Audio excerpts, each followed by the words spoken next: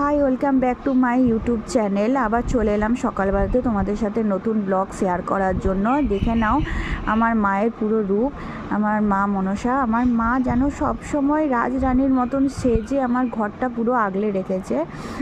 আমার মাকে দেখে নাও কি সুন্দর আমার মায়ের রূপ।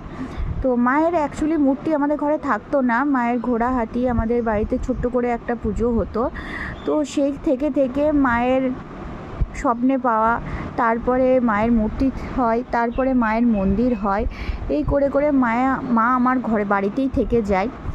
বছরে একবার মায়ের মূর্তি চেঞ্জ হয়, সেটা শ্রাবণ মাসের সংক্রান্তিতে হয়। আর প্রত্যেক সংক্রান্তিতে, প্রত্যেক মাসের সংক্রান্তিতেই বাড়িতে পুজো হয়।